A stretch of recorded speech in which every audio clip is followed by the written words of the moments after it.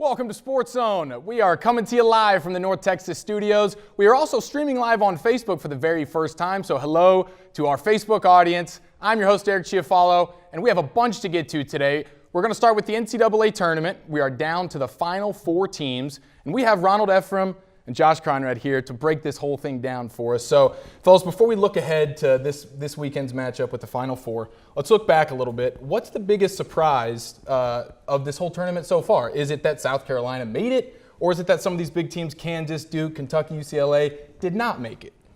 I think it's Kansas not making it. They're in Kansas City. You look at that bracket, when they got the Midwest, everyone said, oh, Kansas, national champions. I picked them as my national champion.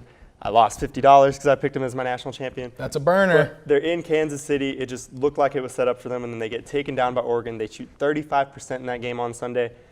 To me, that's just mind-blowing.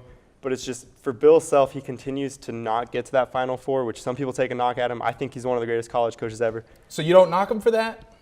I don't knock him for that because I think the Big 12 and all that is so impressive, all those titles and 13 in a row. I think that's impressive. As someone who picks Kansas as their national champion every year, I get a little annoyed at it. But, I mean, this year, very surprising for me them not making it. Okay. What about you, Ron? For me, the biggest surprise has got to be the fact that South Carolina is where they are right now. But even more than that, it's the fact that they beat Duke a few rounds ago. Coming into the season, I had Duke win the national championship. You know, to me, I feel like they had the best combination of good coaching and great talent on the team. They had, big man Harry Giles, Jason Tatum, Luke Kennard, Grayson Allen, and of course you got Coach K. With all that around the organization, I feel like there's no reason that they should have lost, especially that early, to a team like South Carolina. Nobody expected South Carolina to be where they are right now. And the fact that they lost, I feel like that should have been a warm-up game to them. Yeah. Duke should have beaten them like it's nothing, like a breeze. And the fact that they lost, that's heartbreaking. That's right. So now we're down to the Final Four, and you said you had Duke as your champion? I had them coming into the tournament? Coming into the season. Oh, okay, coming into the season? Yes. And then you also, I assume, for your bracket coming into the tournament, you had them there, of course. number one as well. What about you? You had Kansas. Who did you have them playing? Did you have them playing? I had them playing Duke. Duke, of course. South Carolina this team, it's amazing, and it's the way they've won these games. It seems like they've dominated everybody. They've been down at the half for every game, but once that second half comes on, they just flip the switch. And for me, it's Frank Martin, a guy who was at Kansas State for a while, had a lot of success there. Guys like Michael Beasley played under him, really competitive in the Big 12. And I remember hearing when he left for South Carolina, I was like, this is foolish of him. Like South Carolina, downgrade, I was like, they don't have a basketball program. And now they're in the Final Four, so it's just amazing for him. I mean, they're moving their spring football game for the Final Four game. That might be the most impressive. Yeah, that's saying something because that's a football team, right? All right, so we don't have Duke, we don't have Kansas, but we do have Oregon, we have North Carolina, which a lot of people probably predicted them to be at this point as far as they've gone, Gonzaga as well, and then we have Oregon. So let's look at these matchups. We have Oregon versus North Carolina. Yeah. How do you see this one playing out? This is probably the most exciting matchup of the two of the weekend. How do you think this plays out? I think it'll be a great game. Oregon comes into this game with great perimeter play, great guard play. They play really well in transition.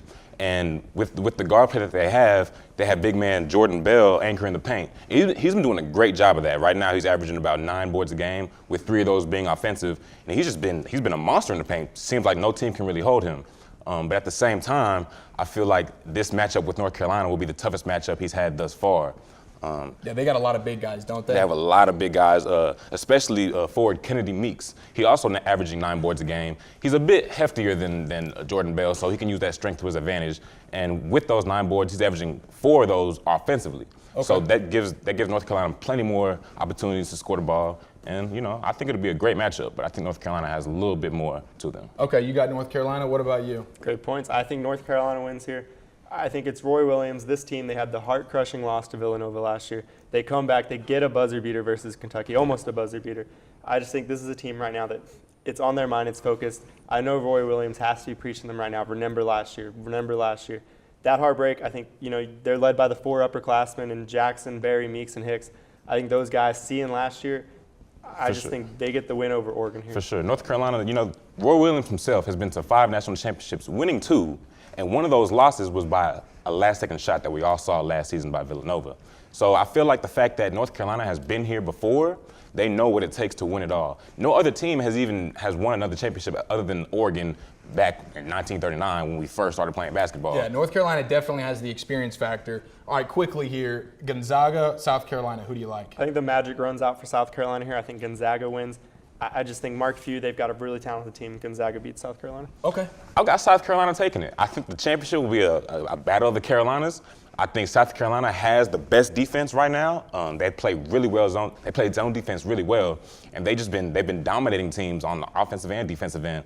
Frank Martin has done a great job of getting freshman guard P.J. Dozier, doing a great job of getting him acclimated to the game, to the speed of the game, and I don't see them stopping this wave of momentum anytime soon. All right, very good. Well, we have the games this weekend. By this time next week, we will have our national championship, so I'm excited to watch these games. Thank you, gentlemen, for joining me today. We're going to step aside for a quick break. Coming up next, we're going to figure out what went wrong for the Dallas Stars this season.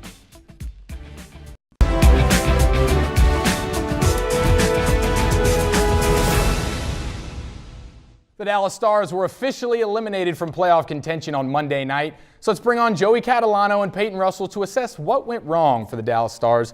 All right, guys, so how does this happen? They go from last year, the best record in the NHL, to this year, there's weeks to go before the playoffs start, and they're already eliminated from playoff contention.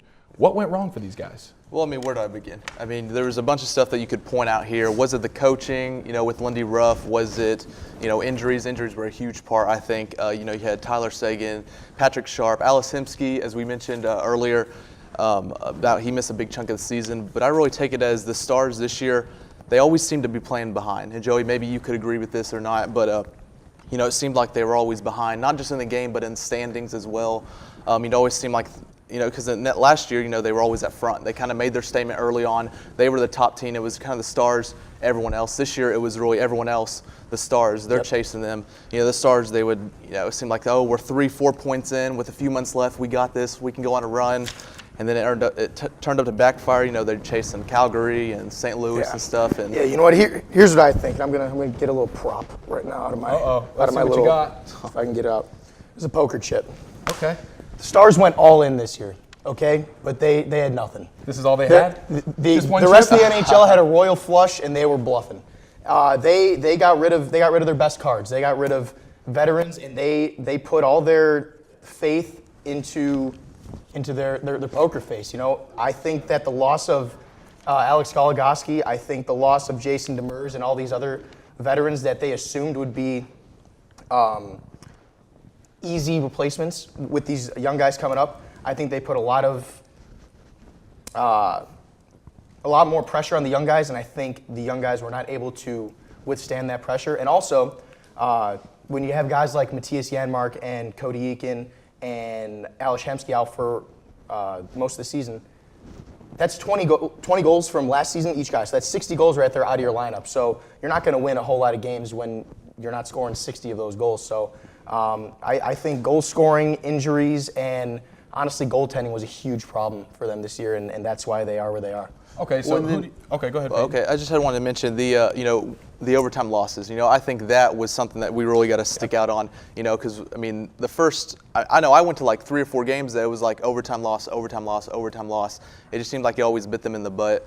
It really hurt them here. Yeah, as you said, they had 12 overtime losses this year. And for those of you that don't know, in the NHL, you get 1 point for going into overtime, and then you get the extra point if you win. The Stars lost 12 of them. If they would have won just half of them, just 6, they'd be in playoff contention. We'd be talking playoffs right now. They'd be playing the Blackhawks in the first round of the playoffs. So, honestly, I think that at the end of the day, you got to take a look behind the bench too. It can't all just fall on the players. When you look at Jim Nill and the deals that he made, I think now this season, as of the Stars getting eliminated most recently, I think that was kind of a foregone conclusion. But at the end of the day, you got to kind of reflect and say, all right, well, maybe this can't all be the players. What was Lindy Ruff doing this year different from last year? Was it that he didn't have the horses? Was it that that the message got kind of mute? Right. So I really don't know. I'm just as shocked as Stars fans everywhere are, really. All right, well, let's look at Ruff, and his contract's up now. So do you see them renewing it, or do you see them looking elsewhere? I don't see him coming back. Okay. I don't think that you can be the second best team in the NHL last year and then not even make the playoffs the next year and have good job security. Another guy that they're going to be losing is Antti Niemi's contract's up this year. and he really hasn't been playing well enough. Kari Lettonen's kind of been stealing the show down the stretch here. So I don't see Antti Niemi coming back. I do not see Lindy Ruff coming back, and I really don't see the immediate future for the Stars right now. I mean, I know they have a lot of young guys in the system. They're probably going to make some moves in the offseason, but You think it's going to be a long rebuild? It's a question little mark. bit? I don't think they're in rebuild mode. I really don't know where to stand with that. Well, I agree with you, Joe. You know, it seemed like the front office, you know, Lindy Ruff, they put all their chips on the table. And when it backfires exactly like that, and when it backfires on you, it hurts you not only as just a team, but as a franchise in general. You know, last year I looked at this team as, okay, that's a start. Yeah, they were the #1 seed, got knocked down 7 games out of the Blues in the second round, but I saw that as a start. And maybe the next 4 or 5 years we're going to be playoff teams, and now year 1, they're out. Well, sorry to cut you off, Peyton. We got to wrap it up here, but hopefully the Stars can bounce back. We'll see. May have a new look going into next year, Absolutely. right? All right, very good. Well, coming up next, we will tell you everything you need to know about the newest head coach of Mean Green basketball.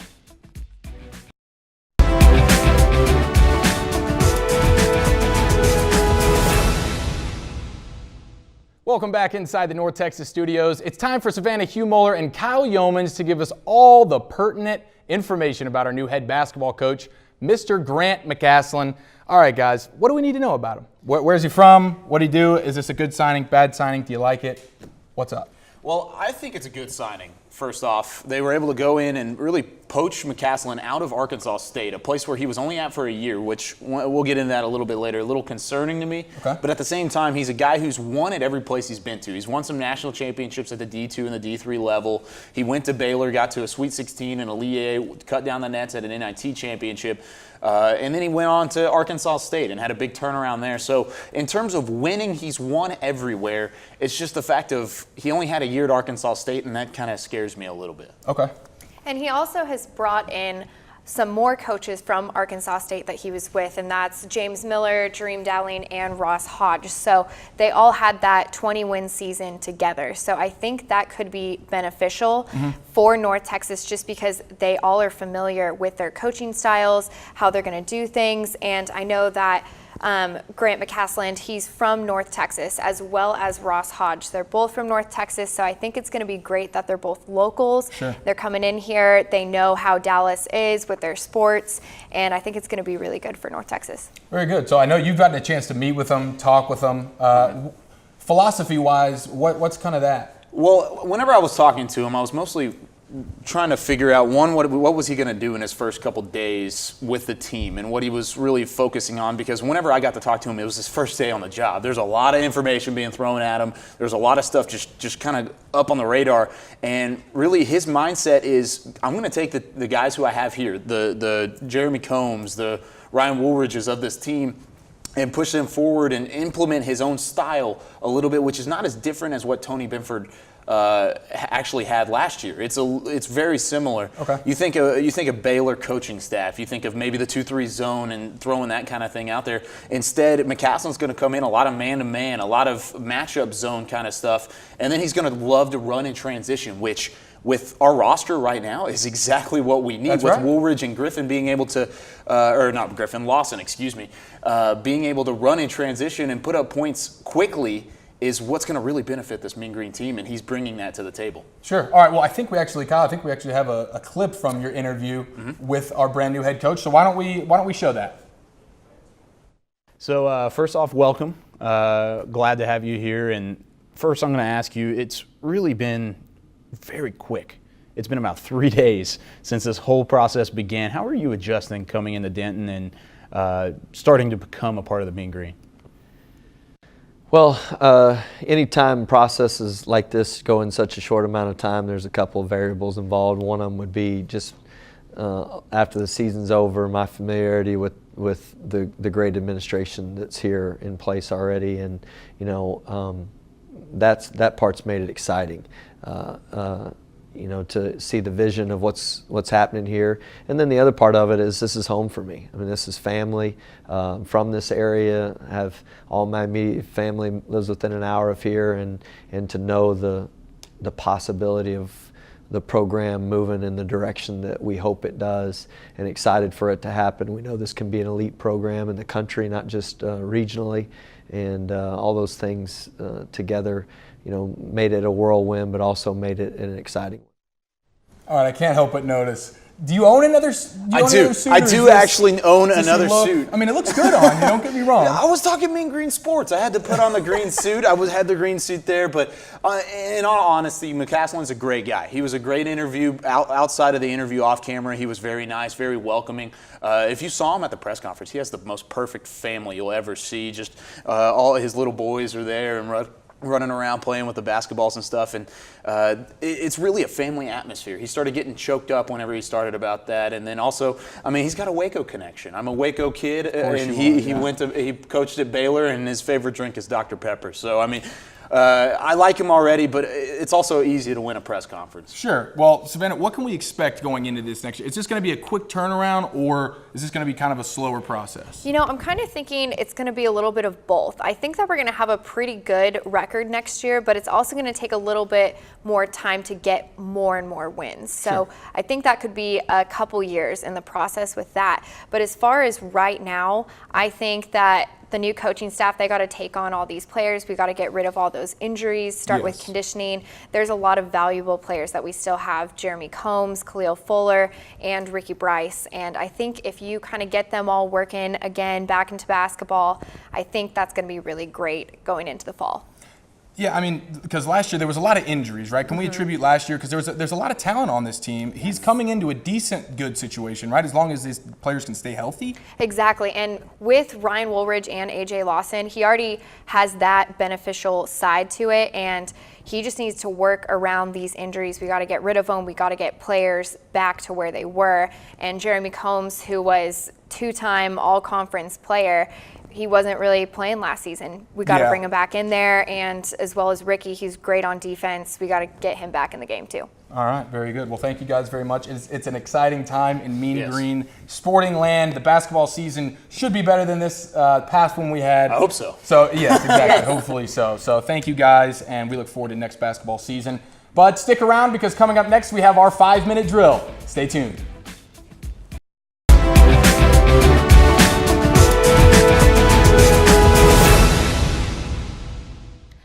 And welcome back to SportsZone. I am Jocelyn Mitchell, and it is now time for our Mean Green Drill. And to help me, I have here Jackson Donovan and Brady Pointer. How you guys doing today? Pretty good. I'm a little under the weather, but we finna get this thing going. So let's start with our first topic. We got Mean Green Tennis versus Kansas. It was a big win for Cananova, but a very impressive comeback for Liang as she overcame a 5-1 deficient in her first set that sent it to a tiebreaker. Now, we were expecting Cananova to be good, but that was amazing. I think that was good. Yeah. Tell me, what were some other things that you guys found that surprised you or that you liked? That Liang comeback, I mean, she's been battling a nagging injury pretty much for most of the season. So for her as a sophomore to come back and play and to come against the number 17 ranked team in the nation and come back and force a tiebreaker set, I mean, that just goes to prove this team, they may be young, they may be mostly sophomores, some juniors, but they play like they're seniors, like they've been here for 4 years. This shines a bright light on the future of this program for her to be able to come back after battling injuries pretty much most of the season, to play that way and to come back is a good sign. And she's also been one of the most consistent players definitely, as well. Definitely. I'm going to agree. I think the youth of this team really shone out in this matchup against Kansas. If you look at it, the overall record at 7-1 didn't really look great, but when you look at each individual match, there were only 2 matchups all afternoon that were done deal, straight set winners by Kansas. All the rest were even if they were straight sets, it was a 1 or 2 game toss. And so a lot of it you have to look at, even though it didn't look pretty as a big picture, when you look at the individual sets, the youth really showed through. And at this time of the year, it's great progress. Yeah, CJ Lama said after the game that after the matches were all finished up, he said, the overall record, the overall score of the match doesn't show how well we played individually as a team. If you actually watched the game, actually watched each match, then you were able to show that they were in it, they were fighting. They weren't just laying down and giving up. They were battling against this top-ranked team. Now, with a little preview, with Memphis being 8-6. SMU is 14-3, and then we have UTA, who is Memphis is 8-5, UTA is 8-6. Who do you guys think is going to be our hardest competition? You always want to be able to beat SMU Yeah. because they are SMU. I mean, UTA's in Arlington, but of course, SMU is our biggest rival as a school. So you always want to be able to take them down. But I mean, this North Texas team, they've been playing solid competition all year. They played 3 top 25 ranked teams this season. Exactly. So they have a lot. They've been playing a lot of competition. So I think SMU, just going off their record, I mean, they've played well. I think that'll be tough, but I have a feeling they can fight and have a chance to win at least 2 or 3 of these next few matches. I'm going to look at it as I'm just going to look past these 3 games. Yes, it is important getting momentum going into the conference tournament, but I'm going to look at more of Kaninova going into the conference tournament as a singles player. She needs to be able to build momentum through these, and then even as doubles. If she can keep winning as doubles, she's played 5 top-ranked players. So if she can win a couple of these, I think they'll do fine. Perfect. That was amazing. Now we're going to start on topic 2, which is track and field. They had their first outdoor event this weekend, I believe, and then they had 5 podium finishes. Now, the throwers showed out, relay showed out, everybody showed out, but who do you think impressed you the most as well? I'm about to go with Javier Lopez Ibarra. He was his first outdoor debut in the javelin. Yeah. So, and he came out and he finished first and with the 5th best throw in school history. Gotcha. So, I mean, I think he's one to watch going on as the outdoor season continues, as the Texas relays come up, which is always a big competition. Got a lot of big powers in there, Power 5 conference schools going into that. It'll be good to see what he's able to do there with a lot better competition. What about you? I'm going to take a look at the men's 4x400 relay. With 3 seniors in the running this year, they really have to go this year and see it. This is your last chance to be able to do good in the conference, get a conference ring. They end up setting a new personal record and getting 2nd in the tournament. So I think they'll be fine. I think that's amazing. That was a wonderful job, guys. Also, real quick, what do you think about the soccer? Do you think it's the coach, the team, or both? I think it's a little bit of both. I mean, I think John Hedlund has proven he's one of the best coaches in school history already, and he's not even done here.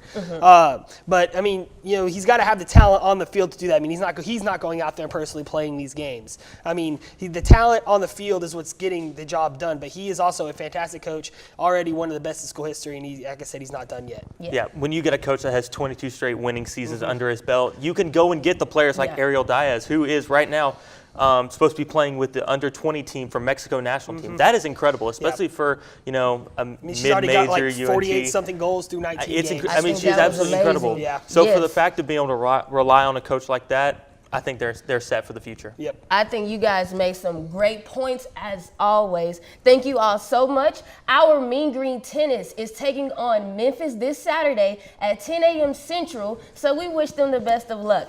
That concludes this week's episode of Sports Zone. Be sure to follow us on all our social media handles at NT Sports Zone. Thanks for watching, and we will see you same place, same time next week.